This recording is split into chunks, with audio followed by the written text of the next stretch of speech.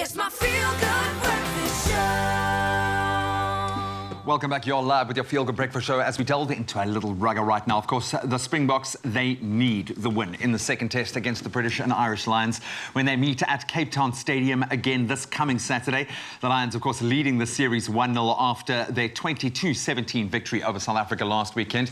With the British and Irish Lions trophy in studio with us this morning, we thought we'd catch up with a legend, a former Springbok, to get his thoughts on what we can expect in the thriller on Saturday.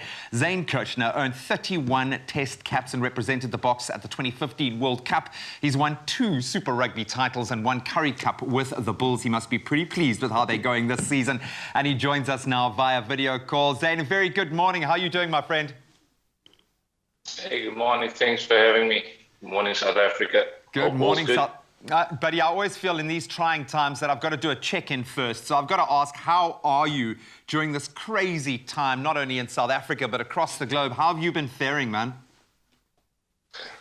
Oh, man, I think, as everyone would, we're all going through a couple of difficult times. Under circumstances, we try to manage as best as we can. For me personally, it was mostly indoors. Luckily, schools was closed. Quite active last year within the community. Personally been affected with COVID, not too bad. So I had my time off for about, 10-15 days. Wow. But I try to stay under the radar as much as I can. Yeah, man, good to see you happy and healthy, and thank you so much for the work that you have been doing. I think so many players took the opportunity to really dig in within their communities and give something back. Lest we forget, and we've got a beautiful, shiny piece of silverware in studio just to reinforce it. The Boks will be taking on the British and Irish Lions in the second test this weekend. I've got to ask about the first performance, considering that was our first run out in a test match since the Rugby World Cup final in 2019. What did you make of the lads' performance? Yeah, obviously, I mean, we could have seen it was a 40-minute performance from both sides. We had our plan in the first half. I mean, rugby is that thing. Game fitness is very different. I think the guys are well motivated. That's something that we don't lack. And I think it's trying to put that 80-minute performance together now, trying to manage that second half a bit better. We can get ascendancy again, as we did to the end of the first half. And I think we can go well again. We've got the juggernaut to face in the form of a British and Irish Lions team that has certainly been improving. They look great throughout the prelim matches, albeit with that loss against South Africa A. But they seem to find a different gear in that second half and tactically might have had an edge there. What are you expecting from the team that Warren Gatland's put together for the second test? No, I think nothing different at the moment. I think for them it's going to be important how they're going to brace that first 20 minutes. From a technical perspective, at the second half, I think it's something that's easy to be able to be fixed from our guys during the week. I mean, it comes down to certain individuals executing, especially under those high balls. I think that was a big threat. They turn our game on ourselves. So I think we're going to come out firing, as Far said during the week. A Springbok with the back against the wall. Tough people to deal with it eventually. Yeah, and taking into account how little rugby they've played at that level for so long, there certainly weren't that many signs of rust. Like you say, just small adjustments and maybe those individual battles need to be won. A lot was said about the inclusion of Alan Jones, who of course dislocated his shoulder in their warm-up match against Japan. Probably cut that rehabilitation down short to make it onto the tour. What did you think of his performance and how important is, I mean, he's the most capped test player of all time, certainly within the British and Irish Lions fold, the most capped player. I think he's now running on for his 11th outing there. How important is it to have those talismans on the field for the British and Irish Lions? Because there is so much more at stake there for them. There is a lot of pride in a fixture like this. Yeah, I think spending a fair bit of time in Europe, and I could see the respect and the role he plays with every team that he's involved with. And I think, I mean, having a dislocated shoulder myself, previous in my career, for what he got right, and that turnaround time with what was I think about 18 or 21 days. I mean, that is almost inhuman. But it shows what he brings to the environment, the type of respect. And I mean, pretty much the performance he's putting together in terms from a leadership perspective, I think it's holding together for them. I think as far as went, without having any spectators, been pretty neutral.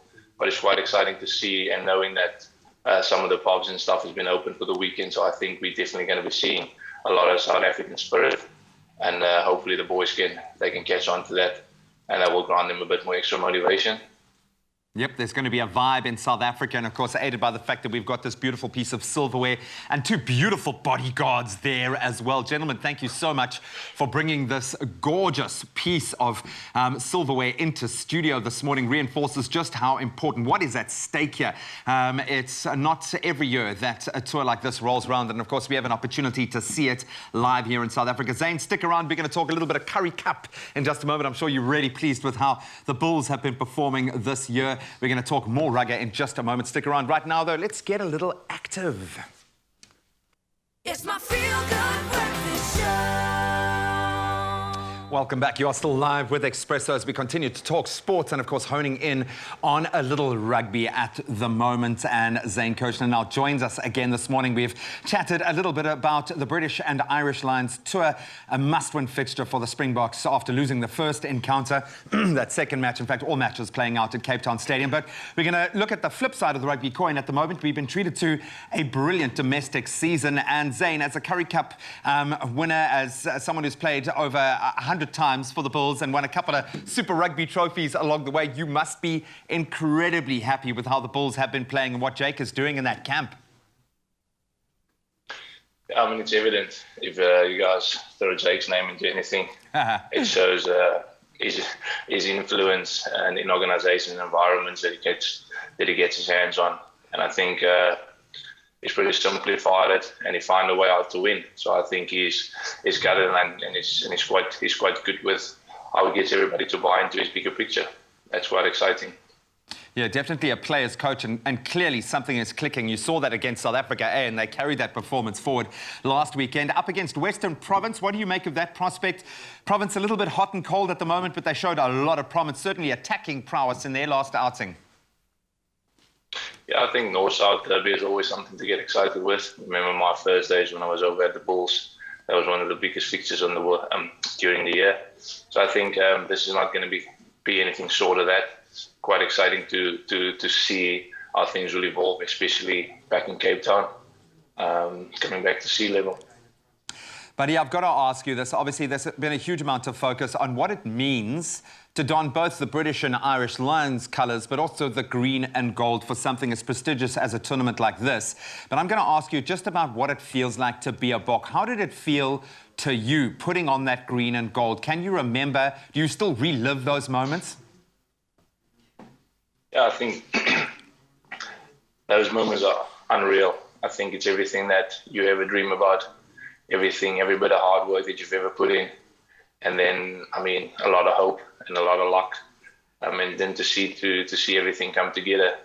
And in my case, I was lucky enough to face the British and Irish Lions on their third test. Didn't go too well for us. But I think in that regard, it's everything that you want to play for. You're representing your country. You're representing everything this country stands for. And you want to make that badge proud. And I think, as you can see at the moment, once you put in the green and gold, some of the guys, you can see they feel a bit immortal. And we need that this Saturday. There is something special about, they talk about the All Blacks winning a World Cup, obviously, and the British and the Irish Lions. Having had first-hand experience here and knowing how important it is, especially now when we need some positivity, please, not just in the world of sport, but I think just globally, how important is it for South Africans to get behind the Boks this weekend? What does it mean to those Springboks playing this Saturday? Yeah, I think being crowned world champions, that's something to defend. And then coming back home ground, even bigger. Table's been set 12 years ago, 2009. And I think it's something that they can just get a lot of energy, a lot of confidence from. And I think it's quite exciting where we are now. 2 to go. This one this weekend, definitely non-negotiable. As I said earlier, having the opportunity that the country is a bit slack on the level, hopefully they can feel that spirit and that vibe throughout the streets, and that will give them an extra bit of motivation. Hashtag stronger together. Buddy, I'm going to ask you one last un-rugby related question, or maybe it could be for you, but we are celebrating African stars, sporting heroes this morning.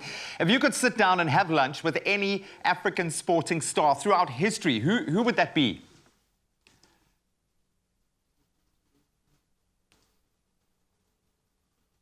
He's the strong, silent type. I think it blew him away. Well, I'll tell you one thing. If I could, I would sit down. Oh, there we go, Zane. I don't know if you got that last question. So if you could sit down with any South African or African sports star throughout history, who would that be?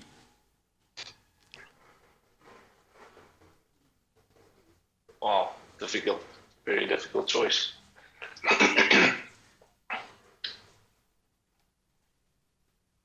No, I'll have to pass on that. Very difficult choice. Buddy, well, I might have a suggestion for you this morning. I've got to say thank you so much to you. Thank you for giving us that inside window into what promises to be a mouth-watering and, as you said, a non-negotiable, a must-win fixture for the Boks this weekend. Zane, thank you so much for joining us this morning. Well, I'll tell you, if I had an opportunity to sit down with one African superstar, it would be one man. It would be Samuel Eto'o, and it just so happens that that one man is in studio. Stick around, we're going to be chatting to him in just a moment.